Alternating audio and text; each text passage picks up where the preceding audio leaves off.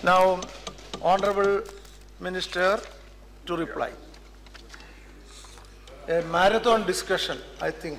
सम्मानीय उपाध्यक्ष महोदय, मैं सबसे पहले आभार व्यक्त करना चाहूँगा नेता प्रतिपक्ष सम्मानीय गुलाम नबी आज़ाद साहब का, जिन्होंने संकट जो आज किसानों पर आई है ठीक सही समय पर इस विषय पर चर्चा करने का अवसर सभी सम्मानीय सदस्यों को प्रदान किया है।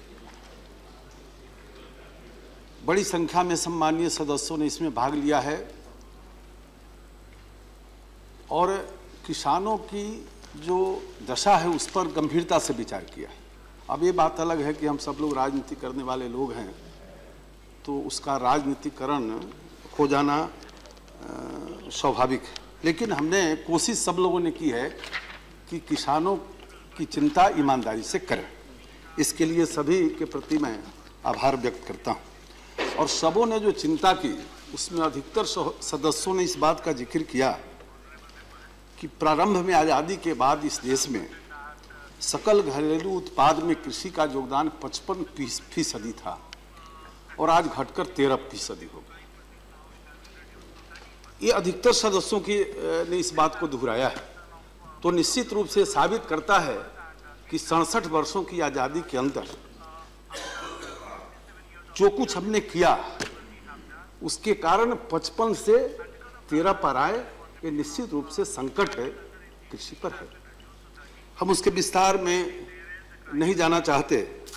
हम सिर्फ जब हम सरकार में आए हैं, हम उस समय से थोड़ी चर्चा जरूर करना चाहेंगे कि मंत्री बनने के बाद जब नई सरकार ये आई थी तो सूखा देश में प्रारंभ हुआ था और दोनों सदन चिंतित था, पूरा देश चिंतित था, सरकार भी चिंतित थी और टेलीविजन पर तो खबरें चलती थी कि भारी अकाल पड़ेगा इस वर्ष, और सामान्य से 12% कम बारिश हुई थी।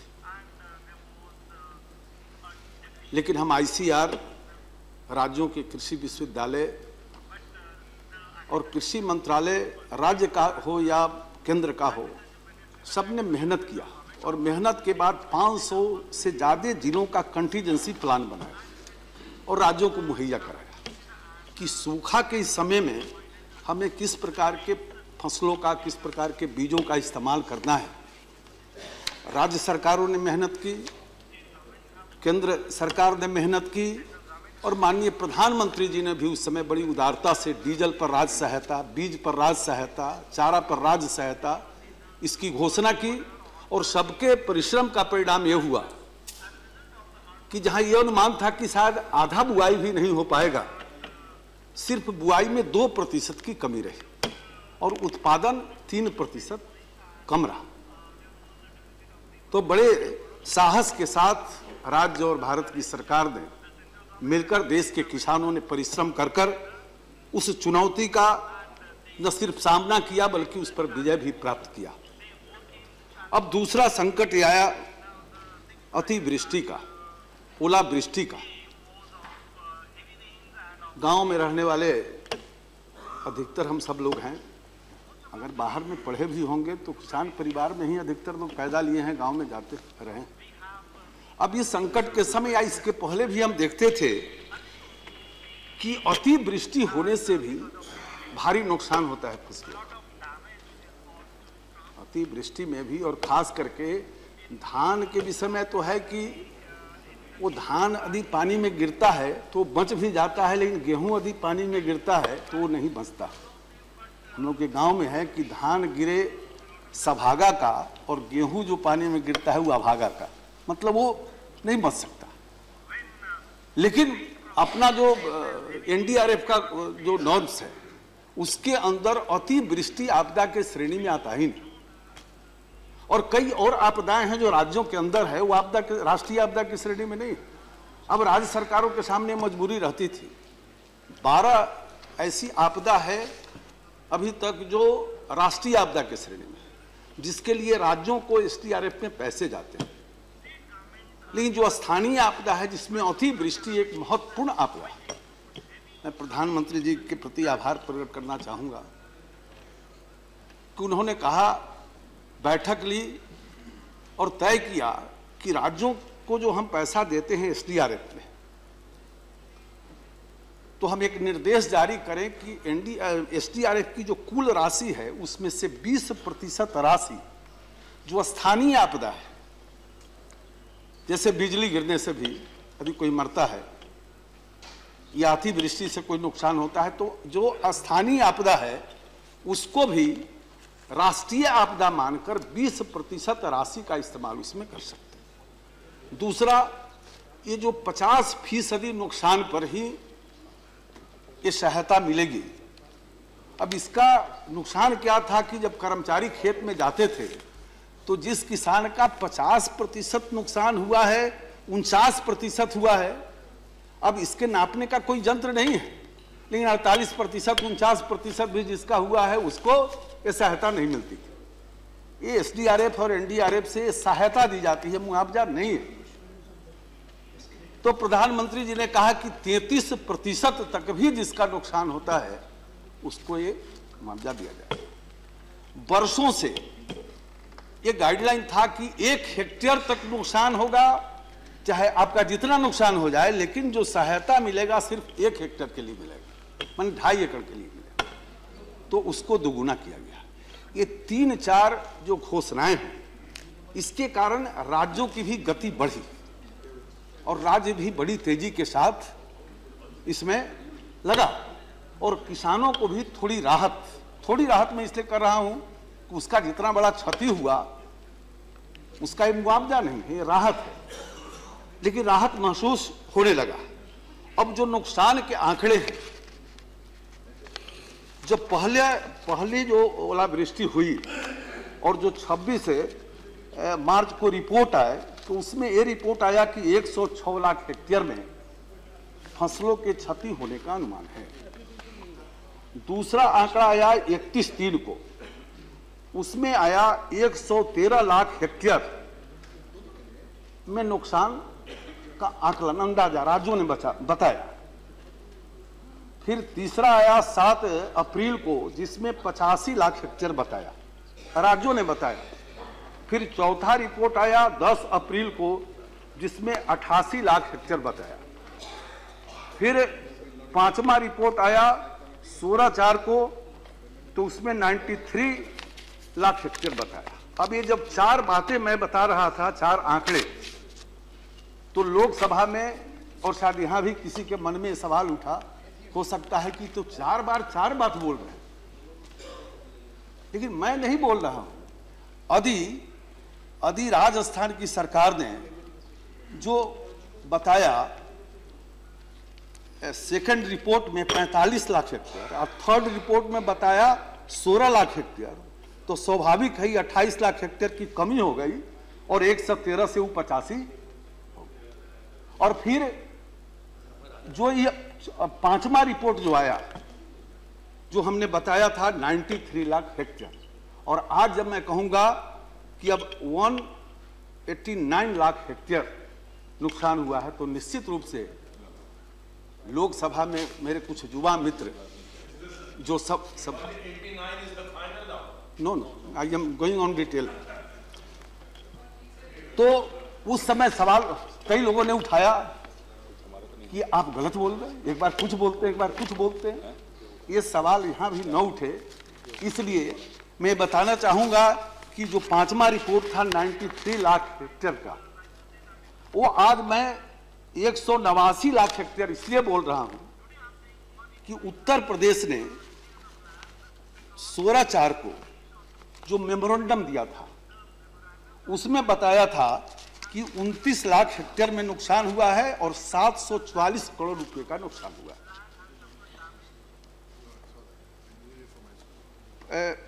16/4 को।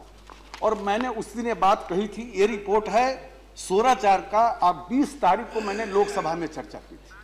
तो सम्माननीय हमारे मित्र नरेश अग्रवाल जी, सदन में चर्चा शुरू हुई तो उन्होंने कहा कि कृषि मंत्री जी गलत बयानी कर रहे हैं, असत्य बोल रहे हैं। अब आपकी राज्य सरकार ने यदि 16 तारीख को हमको बताया मेमोरेंडम के साथ, पूरा विवरण के साथ, कि हमारा 29 लाख हेक्टेयर में नुकसान हुआ है और 744 करोड़ का नुकसान हुआ है, ये न बोलता तब मैं झूठ बोलता। और जब मैंने ये बात कही तो उन्होंने कहा कि वहां वो गलत बोले थे, लेकिन वो भी जानबूझकर ये नहीं बोले थे, गलतफहमी में बोल गए थे। अब उत्तर प्रदेश की सरकार ने 24 तारीख को जो एक रिपोर्ट दिया है उसमें बताया है कि 95 लाख हेक्टेयर का नुकसान हुआ है। ये 9 दिनों के अंदर स्मार पत्र देने के बाद, राशि बढ़ने की बात तो समझ में आ जाएगी कि राशि इसलिए बढ़ गई कि जो 744 करोड़ जो उन्होंने दिया था 50% के आधार पर दिया था, और जब प्रधानमंत्री जी ने घोषणा की कि 33% तक दिया जाएगा तो राशि बढ़ना स्वाभाविक है। लेकिन ये 9 रात में 95 लाख हेक्टेयर, लेकिन मैं इस पर विश्वास कर रहा हूं क्योंकि उन्होंने लिखकर भेजा है।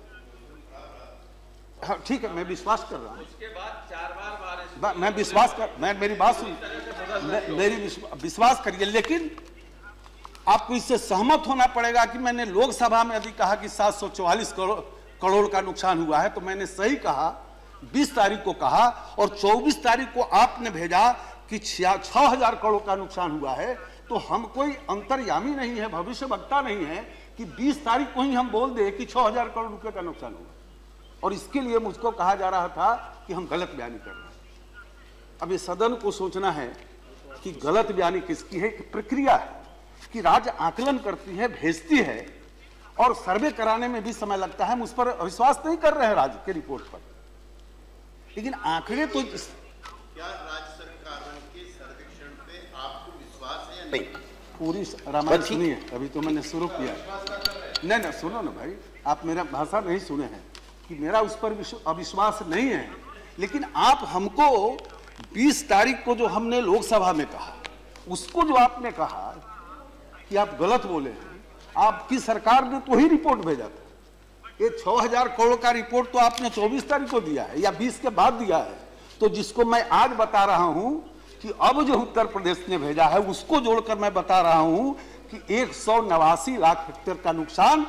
और मैं इसलिए बता रहा हूं कि लोकसभा में मैंने 93 लाख हेक्टेयर बोला था और आज 189 लाख बोल रहा हूं। इस पर अविश्वास मत करिएगा, इसको ही बाहर में जाकर टेलीविजन पर ये ना आवे कि कृषि मंत्री वहां कुछ बोले और यहां कुछ बोले। इसलिए मैं विस्तार से इस विनती को आपके नजदीक पहुंचाने की कोशिश कर रहा हूं। दूसरा जो विषय है कि ये जो फंड है जिसकी जानकारी और भी उत्तर प्रदेश के जितने सम्मानीय वक्ता बोले हैं हमारे नेता, सब लोगों ने ये बोला कि 6000 करोड़ का नुकसान हुआ और दिए हैं 250 करोड़। अब ये भी अपने आप में अजूबा बात है। ये जो आपने स्मार पत्र दिया है, टीम वहां गई थी, टीम बैठेगी, फिर वो रिपोर्ट देगी, फिर HLC बैठेगी, और HLC जब बैठेगी तब वो निर्णय करेगी कि इसमें कितना राशि देनी है, तो वो राशि जाएगा। और आप कह रहे हैं कि 6000 करोड़ का नुकसान हुआ, आपने 250 करोड़ दे दिया। 250 करोड़ वो रुपया दिया है कि यहाँ पर जो राज्य का, भारत सरकार का जो बजट बनता है उसमें आवंटन तय होता है राज्यों के लिए SDRF का प्रति वर्ष का। तो हर वर्ष का जो SDRF का बजट है उसका प्रथम किस्त 1 जून को जाता है। आपदा की घड़ी में हमने गृह मंत्रालय और वित्त मंत्रालय से विनती की कि उत्तर प्रदेश, राजस्थान और जम्मू कश्मीर ने अपना स्मार पत्र दे दिया है। हमारी आपसे विनती है कि 1 मई को जो 1 जून को जो आप भेजने वाले हैं वो पैसा अभी भेज दीजिए इस वर्ष का। तो वो जो उनका बजट का हर साल जाता है भारत सरकार की ओर से, वो राशि गई है।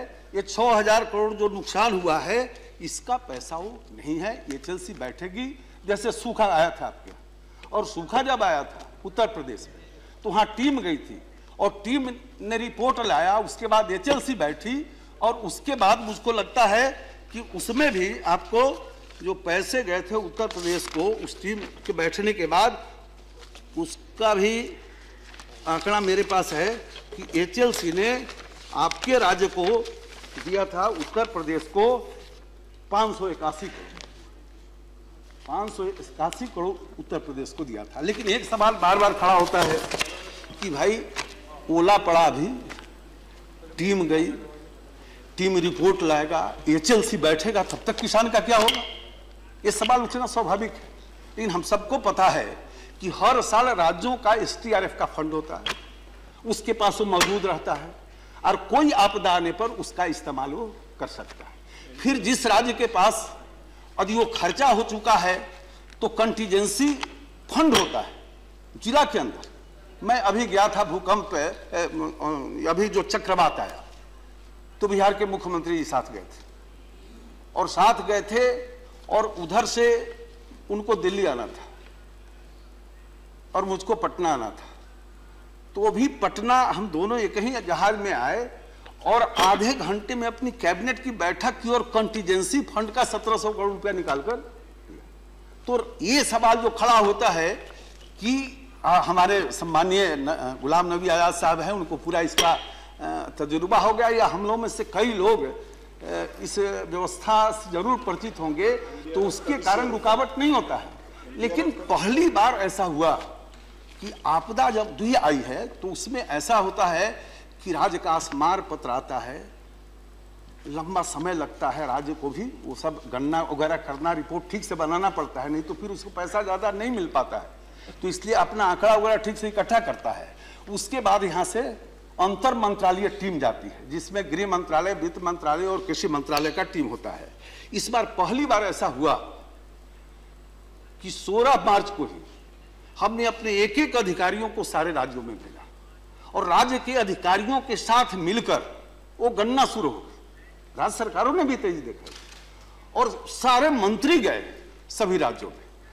मैं खुद महाराष्ट्र में गया था, हिमाचल में गया और हिमाचल में मुख्यमंत्री जी थे, रेवेन्यू मिनिस्टर थे, कृषि मंत्री थे और सब लोगों ने खड़ा होते यही बात शुरू किया कि पहली बार आपदा के तुरंत बाद कोई मंत्री वहां से आए हैं। नहीं तो जब स्मार पत्र जब हम भेजते थे हम लोग, तब कोई अधिकारी आता था। मतलब पहली बार ये हम ये नहीं कह रहे हैं कि इसके कारण वहां बहुत कुछ हो गया होगा, कम से कम संवेदना के लिए पहली बार पहुंचना, इसको राज्य सरकारों ने ही माना। और सिर्फ गए तो बैठक करके नहीं आए, गांव में घूमे। हम स्वयं 12 गांव में गए थे, नासिक में बता भी रहे थे वहां के। नहीं देखो, कुछ विषय अभी हम कुछ दूसरी दिशा में नहीं जाना चाहते। हम चाहते हैं कि एक बार हम सब मिलकर इस स्थिति को समझें। राजनीतिक बात आपने की है, हम भी करेंगे, सुनिए ना, हम भी करेंगे, रुको भाई, हम भी करेंगे। लेकिन पूरा का पूरा किसान के नाम पर राजनीति करेंगे ना, थोड़ा करेंगे, हम भी करेंगे, रुकिए भाई, रुको थोड़ा, हम भी करेंगे जरूर। लेकिन अभी जो फैक्ट है वो आ जाए सामने। तो इस प्रकार से राज्य भी एक्टिव हुआ है और राज्यों ने भी, ऐसा नहीं कि कौन राज्य सरकार संवेदनशील नहीं है, चाहे किसी पार्टी की सरकार हो, सभी राज्य सरकारें अपने ढंग से। अरे NDRF में पहले जो इसमें मरते थे लोग, उनको कितना दिया जाता था? 1.5 लाख दिए जाते। मैं 2 दिन था भूकंप में, अपने इलाके में था, नेपाल से सटा हुआ मेरा गांव है और सबसे ज्यादा भूकंप में यदि हिंदुस्तान में मरे हैं तो मेरे जिला में लोग मरे हैं, 12 मौतें हुई हैं। और जब उसको 4 लाख का चेक किसी परिवार को मिला है, अब गांव के लोग इकट्ठा होकर देख रहे हैं कि भाई तो पहली बार ऐसा हो रहा है, पहले 1.5 लाख मिलता है। और राज्यों को भी इसमें करना चाहिए। देखिए, इसमें राजनीति नहीं होनी चाहिए। आप उत्तर प्रदेश सरकार को देखिए, उत्तर प्रदेश की सरकार अपनी ओर से भी वो पैसा दे रहा है, 3 लाख उसमें और दे रहा है। हम सब लोग मिलकर विचार करें। अभी कृषि में निवेश की बात कर रहे थे, योजना में कटौती की बात कर रहे थे। ये जो 14वें वित्त आयोग के कारण यदि बिहार को पहले 36,000 करोड़ मिलता था और आज 50,000 करोड़ रुपया मिल रहा है, तो ये 14,000 करोड़ रुपया किस काम के लिए मिल रहा है? इसको भी तो विभिन्न योजना में राज्य अपना बजट बनाएगा, उसमें उसको लगाएगा। जी देखिए, एक बात उपाध्यक्ष जी जरूर होना चाहिए कि यहाँ पर आंकड़े जो बोले जाते हैं किसी के द्वारा, तो जरा बाद में बैठाकर जरूर जाना चाहिए उसको मैसेज कि तुम आंकड़े गलत बोल रहे हो, क्योंकि ये व्यवस्था हम यहाँ देख नहीं रहे। जिसके मन में आया वही बोलना शुरू कर देता। हो सकता है हमसे भी गलती हुई बोलने में, तो एक व्यवस्था ये जरूर रहे ताकि हम लोग सुधार करने में सुविधा हो। सर, द पॉइंट इज, माननीय मंत्री जी से मैं इतना अनुरोध करूंगा, ये बात सही है कि केंद्र के करों के जो आवंटन हुआ है उसमें बढ़ोतरी हुई है, लेकिन उतनी ही कमी जो है सेंट्रल असिस्टेंस के राशि में कम कर दी गई है। और यदि आप परसेंटेज देखेंगे जीडीपी का तो कम मिल रहा है राज्य सरकारों को। सर ये जो 14वें वित्त आयोग, मैंने बताया कि 13वें वित्त आयोग में जो उनको पैसा मिला है उसकी तुलना में 14वें वित्त आयोग के मुताबिक ज्यादा मिला है। मैं फिर कहना चाहूंगा अध्यक्ष उपाध्यक्ष जी के माध्यम से सदन को कि मैं इसमें मदद करूंगा। यदि किसी राज्य को लगता है कि 13वें वित्त आयोग में जो मिल रहा था वो ज्यादा था, 14वें वित्त आयोग में कम मिल रहा है, तो भारत सरकार को पत्र लिखे वित्त मंत्री जी को, और मैं कोशिश करूंगा कि 14वें वित्त आयोग के मुताबिक नहीं 13वें वित्त आयोग के मुताबिक इनको दिया जाए। अभी ऐसा किसी को लगता है, अभी किसी को लगता है बात का है कि एग्रीकल्चर बजट में कमी हुई है, जहां एक तरफ रिसर्च में कमी हुई है, वहीं कृषि से के संबंधित जो सेंट्रली स्पॉन्सर्ड स्कीम्स है उनमें कमी हुई है, सेंट्रल असिस्टेंस में कमी हुई है। तो प्रतिशत, पूरे जीडीपी के प्रतिशत में राज्यों को कम पैसा मिल रहा है। मेरा विषय बहुत साफ है, फिर सुनिए कि किसी राज्य को यदि लगता है कि 13वें वित्त आयोग में हमको ज्यादा मिलता था और 14वें वित्त आयोग में कम मिला, तो नहीं आप बोलने दीजिए, दूसरे को ही बोलने दीजिए, और लगता है उसको कि 14वें वित्त आयोग ने मेरा राशि कम कर दिया, वो भारत सरकार को लिखे। मैं अपनी ओर से पूरी कोशिश करके 14वें वित्त आयोग वाला बंद करा के 13वें वित्त आयोग की पैसा जाएगा। दिग्विजय बाबू, यदि ऐसा है तो मेरा विषय दूसरा था महोदय, मेरा विषय दूसरा था जी, मेरा विषय दूसरा है सर।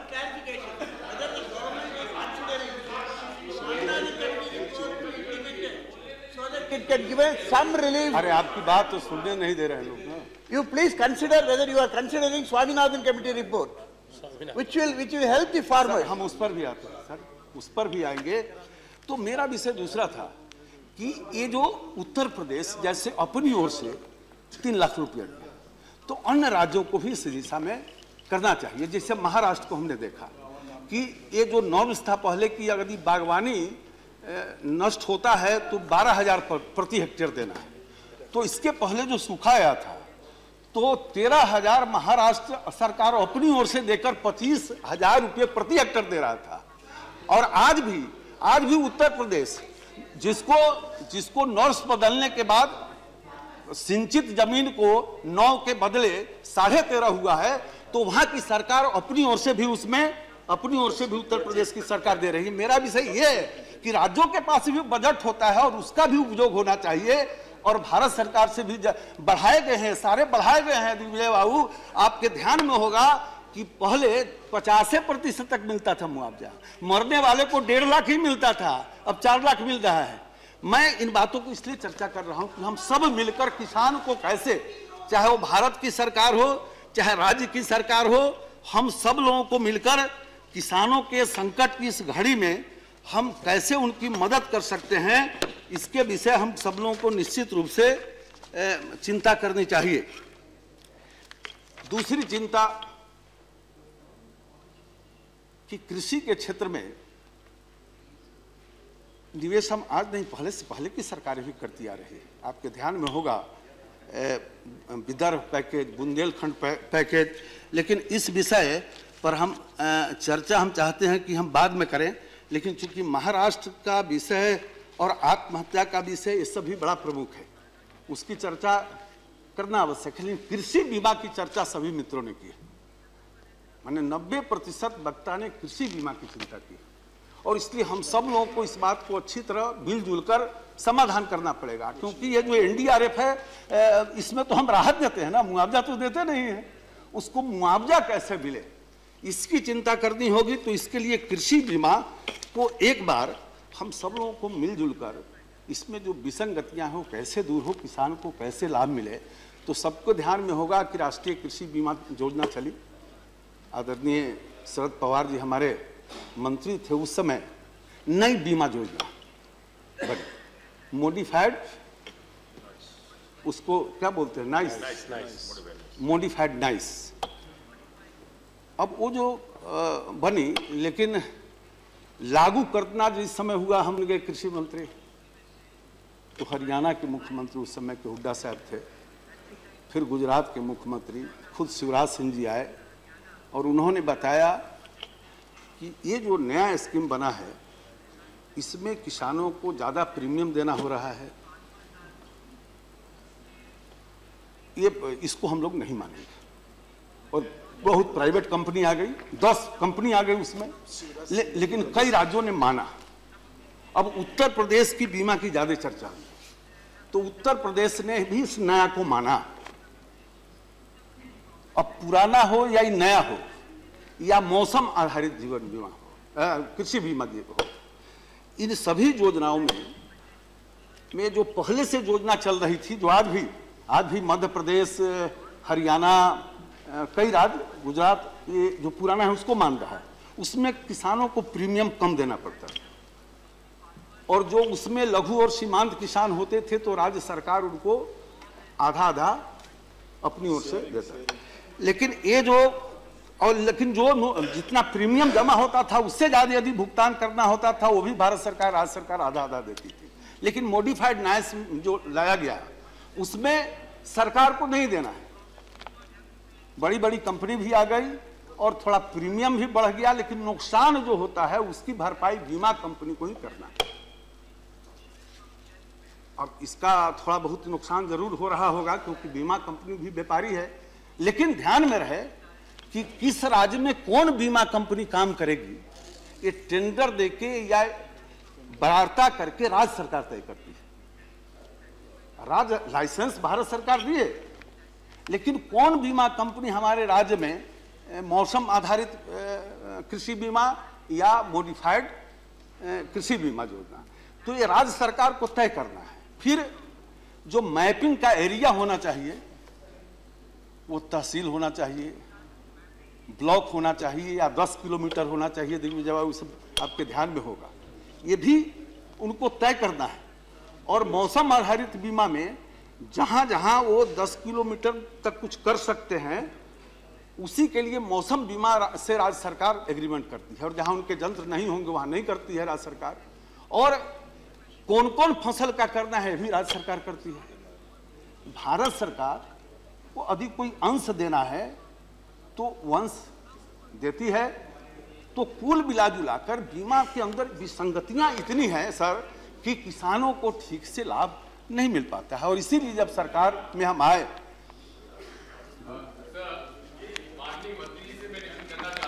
पिछले 2 साल से बीमा कंपनी पैसा नहीं दे रही हैं फसल खराब हो जाने के बावजूद भी, और बीमा कंपनियों ने मध्य प्रदेश के हाई कोर्ट में ग्वालियर में ये कहा है कि केंद्र सरकार से पैसा नहीं मिल पाया है, इस वजह से हम लोग बीमा कंपनी पैसा नहीं दे पा रहे हैं। सर माननीय मंत्री जी कब बताएंगे कृपया कि क्या ये बात सही है? सर मैं आपको बताना चाहता हूं कि 2014-15 की बात छोड़ दीजिए, 2015-16 में भी अभी उत्तर प्रदेश के अंदर भी हमने भेज दिया है और वहां वितरण 25% का एडवांस शुरू है।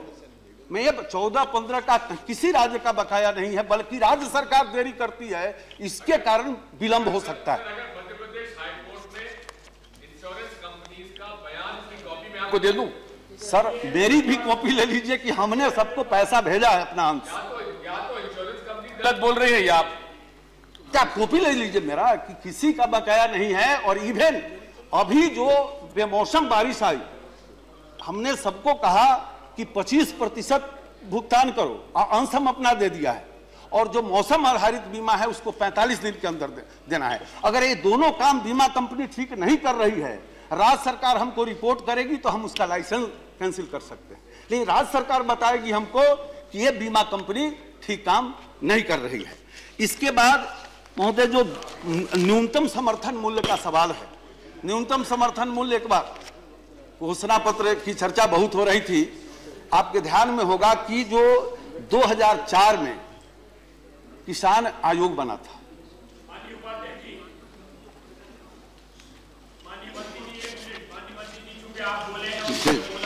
जी 16/12/2014 को ये PIN उसके बाद पूछ लीजिएगा, आप पूछ लीजिएगा उसके बाद। पूछ लेने दीजिए, खन्ना साहब पूछ लेने दीजिए, आप पूछ लेने दीजिए, कोई बड़ी बात नहीं है। लोकतंत्र में अच्छा होता है। अभी दूसरे विषय पर 15/3/2015 को अवमानना का नोटिस दिया है सरकार। बताएंगे हम आपको। बैठो बैठो बैठो बैठो। Is not yielding. इसके बाद not yielding, what can I do? इसके बाद महोदय, ये जो न्यूनतम समर्थन मूल्य है, तो आयोग बना 2004 में, और 4-5 महीने के बाद जो उसके अध्यक्ष थे वो बदले गए। सोमपाल जी थे, स्वामीनाथ जी आए, और उन्होंने किसानों के हित में बहुत सारी अनुशंसाएं की, अच्छी अच्छी अनुशंसाएं की। लेकिन 2007 में जो सरकार थी, उनके सभी अनुशंसा को नहीं माना, और इस अनुशंसा को भी नहीं माना कि उनको लाभकारी मूल्य 50% मिलना चाहिए। किसान नीति में नहीं माना। अब हम सरकार में आए, हमने घोषणा पत्र में कहा कि उनको लागत का 50% मुनाफा हम देंगे। 10 साल, एक तो पहले आपने इस सिफारिश को माना नहीं, जो स्वामीनाथन जी ने सिफारिश की थी, किसान नीति बनाते समय आपने माना नहीं, और 10 बरस तक चिंता नहीं की, और आज 10 महीने में हमको कहते हैं। तो आपको जानकारी मैं देना चाहता हूं कि हमने एक तरफ लागत कैसे कम हो, इसके लिए भी हमने योजना शुरू कर दी, हम उस पर आएंगे, और समर्थन मूल्य भी बढ़ाएंगे। अभी तक का रिवाज यही रहा है कि जो आयोग है वो जो देता है उसी को आप लागू करते रहे हैं, और हमारा तो एक आध अभी लागू किए होंगे, 10 महीना अभी हुआ है। अब 10 साल के बाद को स्मरण करिए, लेकिन हम इसको राजनीति में नहीं ले जाना चाहते। हम राजनीति में नहीं जाना चाहते, हमको 10 महीना हुआ है, ये भी ध्यान में रखिए। और मैंने शुरू कर दिया इस पर काम शुरू किया है, रिपोर्ट भी मंगाया है, मंत्रालय अध्ययन भी कर रहा है। इसको भी ध्यान रखिए कि 10 आप बाद में सवाल पूछेगा। इसके बाद आपके पास, इसके बाद not yielding minister, not yielding. Sit down, sit down. अब सुनिए, रुको भाई, फर्स्ट लिसन। कंपनी की बात यदि आप जानना चाहते हैं तो उत्तर प्रदेश में आप देखिए तो 8,71,000 किसान बीमित हुए, और इसमें 4200 करोड़ का राशि था, बीमित राशि। इसमें किसान का premium 103 crore, government of India का प्रीमियम 40 करोड़, राज्य का प्रीमियम 40 करोड़, सकल प्रीमियम 182 करोड़ हुआ है। इस वर्ष का मैं बता रहा हूं। और अभी वहां स्टार्ट हुआ है। मौसम आधारित बीमा तो 45 दिन में करेगा, लेकिन बाकी बीमा कंपनियों को हमने मुख्यमंत्री जी को पत्र लिखा था कि एक बैठक करके आप 25% तो जरूर शुरू करवा दीजिए। तो मैं बधाई दूंगा मुख्यमंत्री जी को कि उन्होंने काम प्रारंभ करवा दिया है। वहां अंश हमारा गया हुआ है, तब शुरू हुआ है। हम उनके दिग्विजय बाबू के लिए बोल दिए कि अंश हमारा गया है तभी शुरू हुआ है, राज्य सरकार भी दिया है। मध्य प्रदेश में रबी 13-14 का जो क्लेम है, वो हाईकोर्ट में जो मामला गया है ना, वो थोड़ा परसेंटेज का जो मामला है उस पर वो मामला गया है, वो आप ठीक बता रहे हैं। अब जब दीजिएगा हमको तो उसको हम समझेंगे, और उसमें यदि कहीं बीच में रुकावट होगी तो उसको भी हम ठीक करेंगे। तो नहीं, आप हाईकोर्ट वाला जब आप कागज पढ़े तो समझ में आएगा। जब हाईकोर्ट की बात कर रहे हैं आप, अपनी बात नहीं, आप हाईकोर्ट की बात कर रहे हैं। ये जलवायु परिवर्तन की चिंता हम लोग कर रहे थे, और स्वाभाविक है जलवायु परिवर्तन के कारण कितना असर हो रहा है इसकी कल्पना करना बहुत मुश्किल है। आज से 5-6 साल पहले संकेत आने शुरू हो गए। खेती की बात छोड़ दीजिए, पशु की बात, जो संकर नस्ल विदेशी नस्ल की गाय हैं, ये जो 5 बार प्रजनन करती थी वो अब 3 बार 4 बार पर, दूध में कमी हो रहा है। और 1 डिग्री टेम्परेचर यदि बढ़ेगा तो भैंस पर भी असर हो रहा है। तो 2020 आते आते जो हम 1 नंबर के दुग्ध उत्पादक देश हैं, हमारी स्थिति नीचे जाने वाली है। तो निश्चित रूप से जब हम सरकार में आए हैं तो हमने इसकी चिंता की, और चिंता क्या किया है कि पूरा दुनिया मानने लगी है, ब्राजील, ऑस्ट्रेलिया की, हिंदुस्तान की जो देसी नस्ल की गायें हैं उसके अंदर प्रतिरोधात्मक ताकत ज्यादा है। और अपने देश की हालत क्या है कि 180 ब्रीडिंग सेंटर हैं राज्यों के, लेकिन हर ब्रीडिंग सेंटर में 90%, 95% संकर नस्ल और विदेशी नस्ल के वृद्धि के लिए काम होते। हम सरकार में आते 500 करोड़ रुपया निकाला जनरल बजट से और राष्ट्रीय गोकुल मिशन चलाया और सोचा कि उस वर्ष 8 महीना बचे थे 150 करोड़ खर्चा करेंगे और बाकी अगले साल। लेकिन हम राज्य के मंत्रियों की बैठक बुलाए, अधिकारी लोग आए और आपको आश्चर्य होगा कि 6 महीने के अंदर मतलब 14-15 में ही 368 करोड़ के प्रोजेक्ट सैंक्शन हो गए और राज्यों ने बड़ी रुचि के साथ, बड़ी तीव्रता के साथ अब देसी नस्ल के गायों के संवर्धन के ब्रीडिंग सेंटर अब प्रारंभ किए। और दुनिया के अधिकतर देशों में जो देसी नस्ल है उसके लिए नेशनल ब्रीडिंग सेंटर है, अपने यहाँ नहीं है। प्रधानमंत्री जी ने 50 करोड़ रुपया दिया था एक सेंटर खोलने के लिए। हमने जब आकलन करवाया तो उसमें 2 बन सकता है, तो एक दक्षिण में आंध्र में और दूसरा मध्य प्रदेश में नेशनल कामधेनु ब्रीडिंग सेंटर की स्थापना होने जा रही है। राशि आंध्र का तो शिलान्यास भी हो गया और मध्य प्रदेश में आपके कारण थोड़ा विलंब होता होगा, लेकिन वो भी पूरा हो जाएगा। जलवायु परिवर्तन नील साहब हमको नहीं गलत नहीं कर, ये नील गाय की चर्चा कर रहे थे सर नील गाय की चर्चा कर रहे थे त्यागी जी। नील गाय के संबंध में जो वन पर्यावरण मंत्रालय है उसने सभी राज्यों को निर्देशित किया है और राज्यों ने भी अपना एक नियम बनाया है। आपके राज्य में उत्तर प्रदेश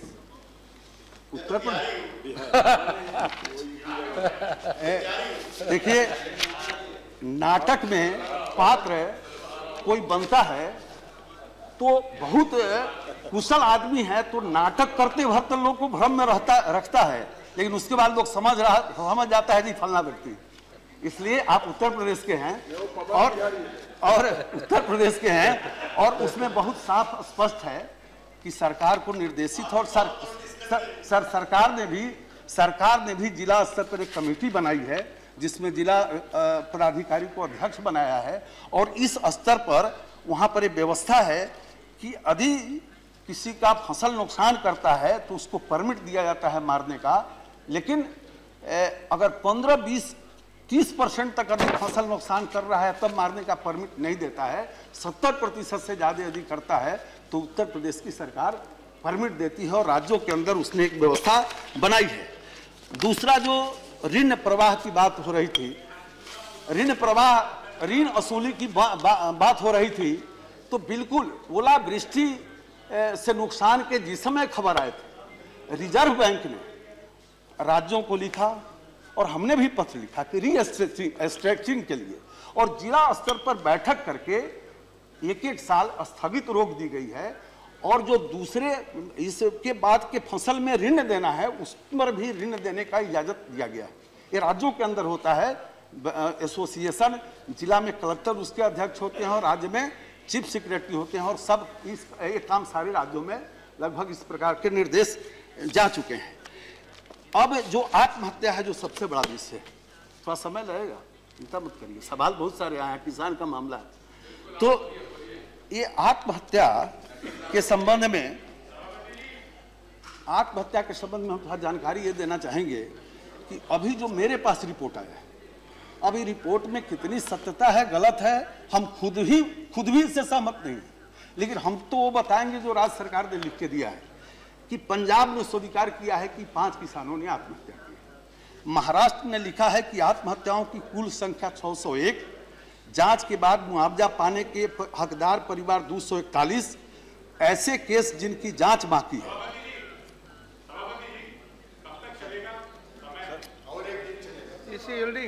नहीं सर, हम तो अभी 15 मिनट समय लेंगे, 15-20 minute. Yes. Okay. But yes, thank you for reminding me that it is 6 p.m. But the morning we have decided, we will after discussion is over, we will take up the bills also. So let us extend up to what time? Up to 7 p.m. What is your view? Sir इसमें माननीय मंत्री जी का reply खत्म होता है तो application जो railway का है उसमें 12 घंटे हम ऑलरेडी डिस्कस कर चुके हैं उसके अलावा भी माननीय That is half an hour. हाँ, हाफ एन आवर में हम ये प्रिपरेशन कर सकते हैं और पेमेंट एंड सेटलमेंट की भी सिलेक्ट कमेटी चर्चा कर चुकी है। Okay, but we have half an to, hour में we have to extend then. In any, हमारे यहाँ था कुछ हाँ, हाफ एन आवर मतलब आप Yes. 7 see, there is already the decision of the BSc that we will sit beyond 6 p.m. So now let us decide up to 7 p.m. तो Okay, Punjab sir Punjab Yes, ने so बताया up है to कि 7 5 PM. किसानों ने आत्महत्या की है। जो 15-20 मिनट तक। बोलिए बोलिए। How many more minutes you want? Sir 20-25 minute. ये My God. सर बहुत बड़ा विषय है, किसान का सवाल है सर। ये तो पंजाब ने चिट्ठी भेजी है, रिपोर्ट भेजी है, उसमें उसने स्वीकार किया है कि 5 किसानों ने आत्महत्या की है। महाराष्ट्र ने आत्महत्याओं की कुल संख्या 601 बताई है और जिसमें 259 का वो जांच कर रहा है कि किस कारण से हत्या किया है, 241 को उसने मुआवजा दिया है। इसी प्रकार से उत्तर प्रदेश की सरकार 601 की उन्होंने जानकारी दी है।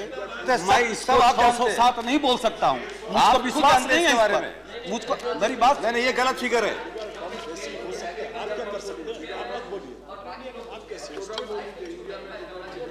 नहीं ओके, फिर दूसरा Uttar Pradesh, You are giving the Uttar Pradesh see statistics given by the state government, I believe. You are giving the number given by the state government. प्रदेश सरकार के आंकड़े हैं ये। Yes. प्रदेश सरकार के Whatever आंकड़े is में given पढ़ा by हूं। state government only. और मैं ये भी कह रहा हूं Mr. Dardaji, और तो सुनो, no point in disputing. Sit down. No, please. आप सुनो Dardaji, और no, please. उत्तर प्रदेश ने This is not the time to dispute the, Uttar see Pradesh the number. ne- He is giving the number given by the state government. sir. If you think it is wrong, later you can correct it. भाई मैं There अपनी is a बात way भी of- बाद में बताऊंगा, Proceed. तो जो रिपोर्ट है वो तो सुन लो भाई। Yeah, बोलिए बोलिए। हम अपनी राय भी तो बताएंगे। इसी प्रकार बोलिए, but brief be brief also. Uttar Pradesh ने लिखा है ह्यूमन लाइफ्स लॉस्ट, ये शब्द है उनका 70, और बाकी राज्यों ने जो पत्र भेजा है उसमें कहा है कि मेरे यहां कोई नहीं हुआ है। लेकिन मैं इन आंकड़ों से सहमत नहीं हूं, और इसलिए नहीं सहमत हूं कि मैं घूम रहा हूं, अखबार देख रहा हूं, बड़े पैमाने पर किसान आत्महत्या कर रहे हैं। लेकिन एक बात मुझे जरूर आश्चर्य लगा, तिवारी जी यहां बैठे हुए हैं। तिवारी जी ने कहा कि आजादी के बाद से आज तक जितनी आत्महत्या नहीं हुई उतना इस 10 महीने। तिवारी जी, हम सब लोग मैथमेटिक्स जब कॉलेज में जाते हैं तब अलग अलग विषय होता है, आर्ट्स पढ़ते हैं तो मैथमेटिक्स नहीं पढ़ना पड़ता है, लेकिन बचपन में तो सबको मैथमेटिक्स पढ़ना पड़ता है। तो 2006 से लेके 2013 तक का आंकड़ा मेरे पास है। ये 3-6-2-8 नहीं, पूरे देश का है सर, 8 साल का। इसमें किसानों ने 1,22,773 किसानों ने आत्महत्या की, और राज्यों ने जो बताया कि कृषि कारणों से 10,974। तो मैं समझता हूं कि आप भावना में बोल गए होंगे।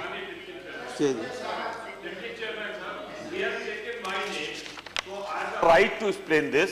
Just give me a minute. That's all. मंत्री जी, आपने you have taken No, my if name. मंत्री जी yielding है तो नहीं। हाँ, वो yielding. बड़े अच्छे आदमी। Are you yielding? Are you yielding? Just a minute. Just नाम दिया है, क्या पूछ रहे हैं? बानवर प्रमोद जी ने बोला, मेरे पास है वो भाषण है सर, ये भाषण मेरे पास मैं वही सिर्फ रखे ये हुए कह हैं। रहा हूँ, मेरा सिर्फ ये कहना है, He is not yielding. ठीक है ना, वो नहीं हिल करे। आप मेरी बात तो सुनिए।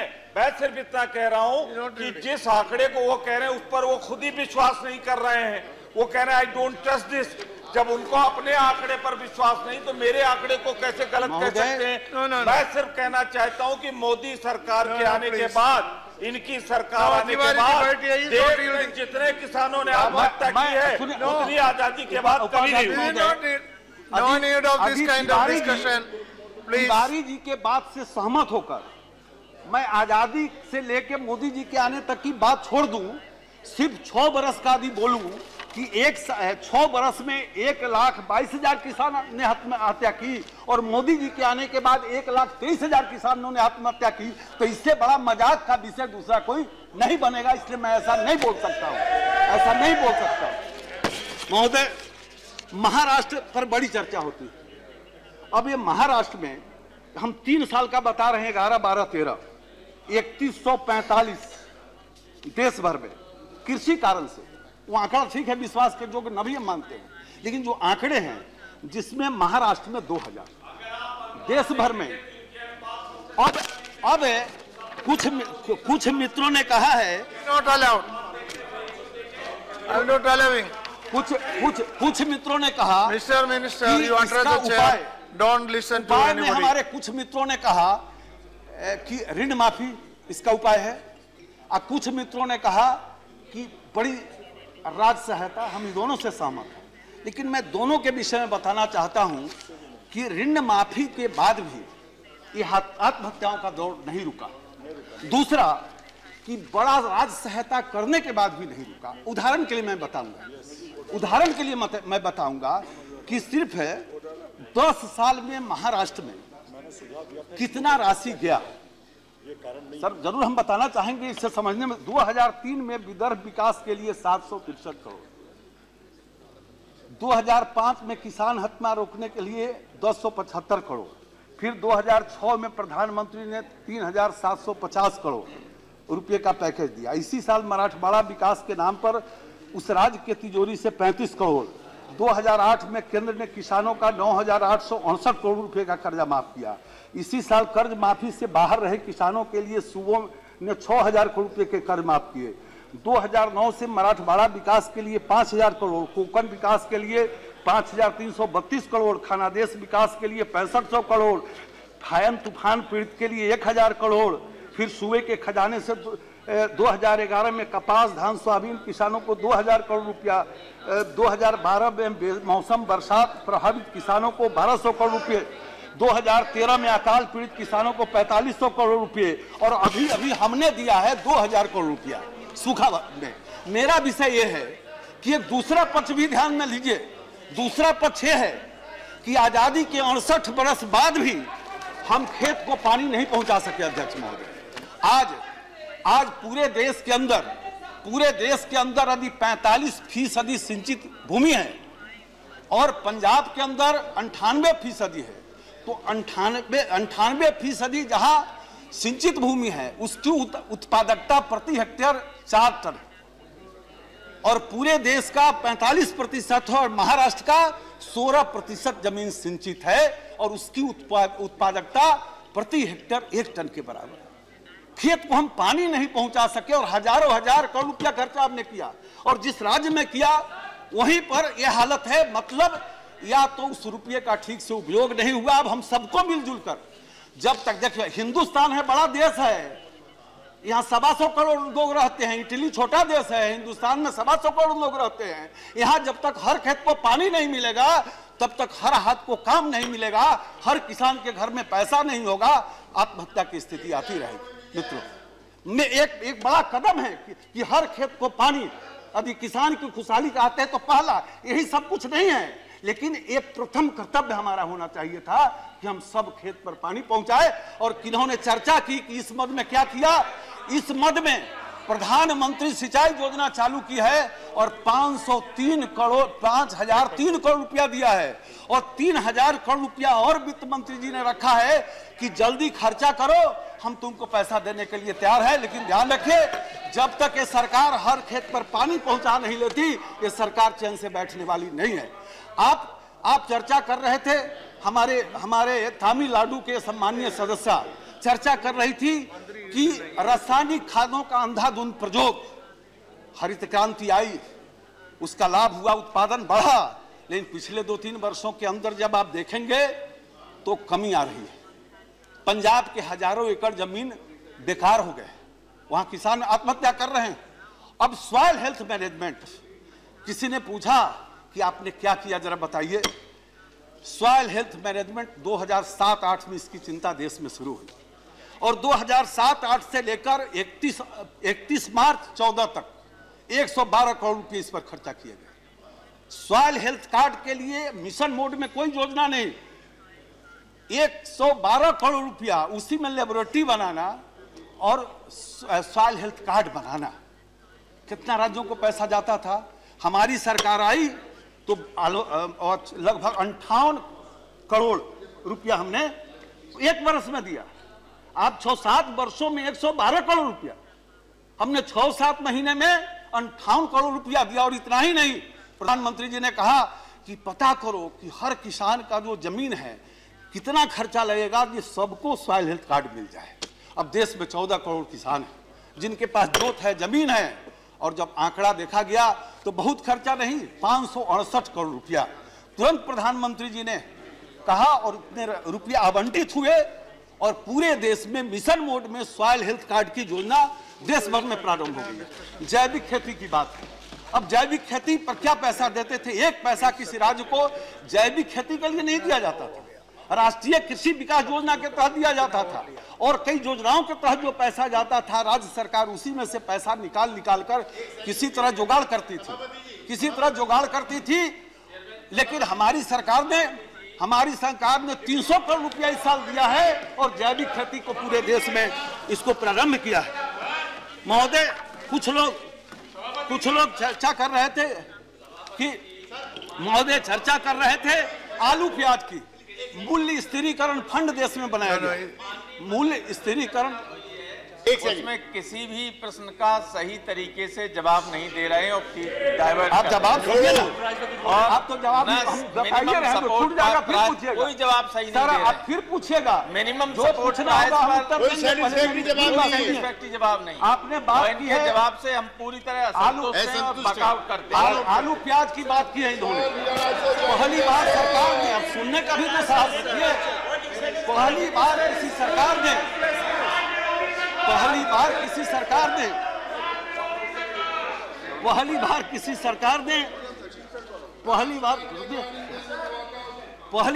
सरकार ने मूल्य स्थिरीकरण फंड बनाया है। हमने राज्यों को पत्र दिया है कि कहीं भी लगता है कि आलू प्याज के यदि दाम में बढ़ोतरी होने वाली है, प्रोजेक्ट बनाकर भेजो, हम पैसा देने के लिए तैयार हैं। बाजार हस्तक्षेप योजना है, उसके लिए हमने राज्य सरकारों को पत्र लिखा है कि यदि उत्पादन 10% ज्यादा हो और दाम में 10% की कमी आती है, तुम प्रोजेक्ट प्रपोजल दो, हम उसमें भी तुम्हारी आधी मदद करने के लिए तैयार है। महोदय, जो लोग बात कर रहे थे, एक माननीय सदस्य बात कर रहे थे कि ये सरकार देशद्रोही है, ये सरकार देशद्रोही है। मैं पूछना चाहता हूं कि 1962 में जब चीन ने देश पर आक्रमण किया था तो इस देश में किस पार्टी के 5000 नेता और कार्यकर्ता जेल में बंद कर दिए गए थे? क्यों बंद किए गए थे? देशद्रोह के आरोप में बंद किए गए थे। और वैसे नेता बोलते हैं कि भारतीय जनता पार्टी की सरकार देश विरोधी है। मैं जब गांव में रहता हूं और मुझे पता है मैं राजनीति में नहीं आता, लेकिन 69 में जो हम छोटे छोटे किसान हैं, हमारे खेतों में जाकर लाल झंडा गाड़ के हमारे फसलों को काट कर ले जाते थे लाल झंडा गाड़ कर। और उस मजबूरी में राजनीति में जो किसानों के खेत लूटते रहे, आज अब किसानों के हित में बात करते हैं। जो राजनीतिक दल दूसरे देश की मदद करता था, वैसे नेता जब देश में सदन में इस ढंग की बात करते हैं और देश की जनता जब सुनती होगी तो शर्मसार हो जाती होगी कि ऐसे लोग के मुंह से ऐसी बातें भी निकल सकती है जो किसान विरोधी है और जो देश के खिलाफ जिन लोगों ने काम किया। देश की जनता अच्छी तरह देख रही है और जजमेंट करेगी कि बोलने वाले के बात में कितना दम है। देश की जनता ये भी देख रही है कि ये जो विषय है प्रधानमंत्री जी की बात है। अब प्रधानमंत्री जी की जब चर्चा, हर बात में प्रधानमंत्री जी, इस देश में बहुत प्रधानमंत्री हुए हैं और राज्यों में भी मुख्यमंत्री हुए हैं और अधिकतर नेताओं ने गरीबी के विषय में बोला जरूर है, सुना जरूर है, देखा जरूर है, पढ़ा जरूर है, लेकिन भोगा नहीं है।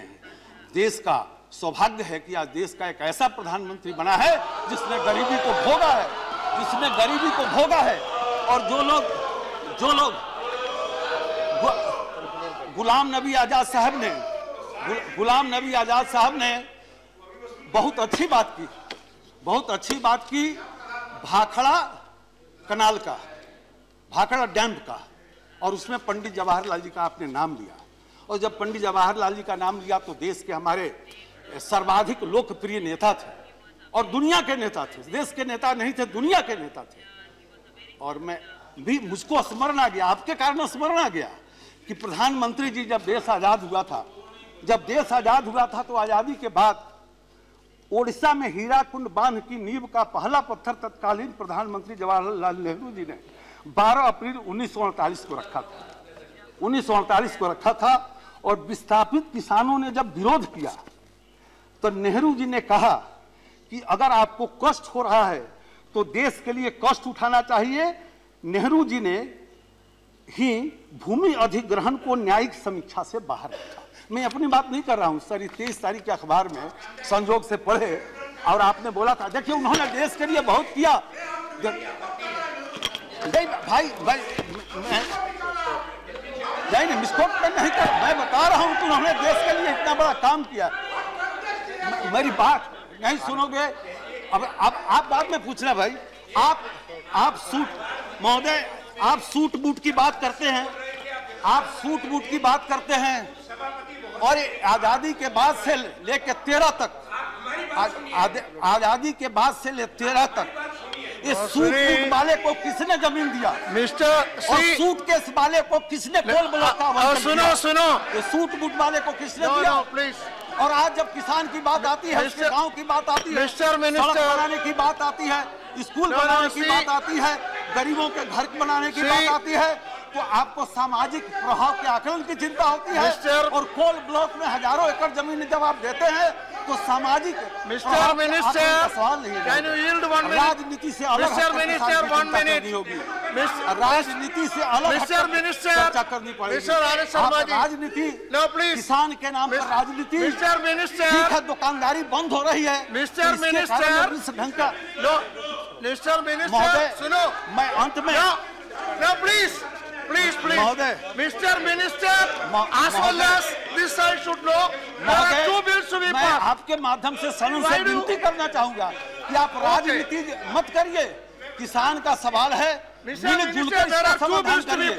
आप राजनीति करेंगे तो स्वाभाविक है किसान के हित टकराएंगे, किसान का नुकसान होगा। इसलिए आपके माध्यम से हमारी विनती है सदन से और देशवासियों से भी कि हम सब मिलकर देश के किसानों की समस्या हल करें। मोदी जी और उनकी सरकार किसानों के साथ खड़ी है और हम पूरी ताकत के साथ आने वाली संकटों और चुनौतियों का न सिर्फ सामना करेंगे बल्कि उस पर विजय भी प्राप्त करेंगे। इन्हीं शब्दों के साथ बहुत बहुत बधाई।